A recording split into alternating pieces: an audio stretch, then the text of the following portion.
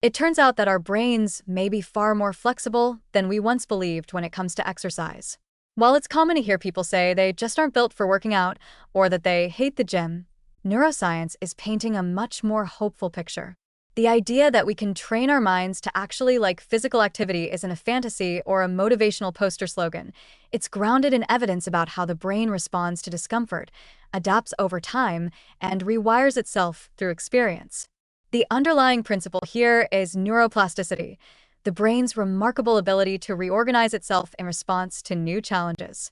And when applied to exercise, that means even the most reluctant mover has the potential to transform their internal resistance into a kind of mental momentum. At the heart of this transformation is the fact that mental discomfort is not fixed.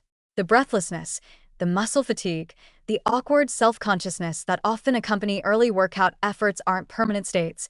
They're part of a process that the brain learns to regulate with exposure. When we repeatedly face a small, tolerable level of physical stress, like a short jog or a brisk walk, the brain begins to shift how it interprets these signals. What once felt like a threat begins to feel manageable, then familiar, and eventually even rewarding. It's not so different from how people build up a tolerance for spicy food or public speaking. The initial discomfort, while real, gradually becomes less intense through repetition and positive reinforcement. With each small effort, neural pathways that support resilience and motivation are strengthened, making it easier to repeat the behavior. This adaptation isn't only about pushing through pain, it's also about changing the emotional tone of the experience. Physical activity triggers a cascade of biochemical rewards, including dopamine and endorphins. But in people unaccustomed to exercise, the brain may not yet interpret those signals positively. What changes with time and repetition is the way these chemicals are integrated into our emotional response. Over time, the brain starts associating movement with pleasure rather than strain. This rewiring is especially powerful when paired with small, achievable goals that allow a sense of progress and mastery to build gradually.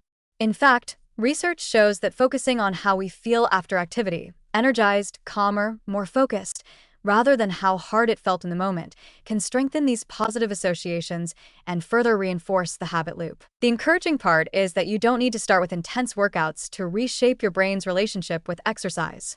A few minutes of light movement, repeated consistently, is enough to spark the process of neuroplastic adaptation. Just as muscles grow with regular training, our mental endurance for effort, what scientists call exercise tolerance, can increase over time with a manageable and repeatable dose of effort. This is particularly important for people recovering from sedentary habits, chronic illness, or negative past experiences with fitness. It means that the mental mountain in front of them isn't as steep or permanent as it may feel. What's even more fascinating is that this mental shift can spill over into other areas of life. As the brain gets better at handling discomfort during exercise, it may also become more resilient in facing challenges elsewhere, be it emotional regulation, stress management, or persistence in work or relationships. This kind of psychological cross-training suggests that building a consistent exercise habit isn't just good for your body, it can genuinely make you more adaptable and mentally tough overall. The act of showing up, even for 10 minutes, reinforces a powerful message: I can do hard things, and my brain is learning to enjoy it. In a world where we're often told to just push through or tough it out, it's deeply reassuring to know that change doesn't have to be rooted in willpower alone. There is a biological foundation to the discomfort many people feel when starting to exercise, but there's also a path forward, backed by the brain's own capacity for growth.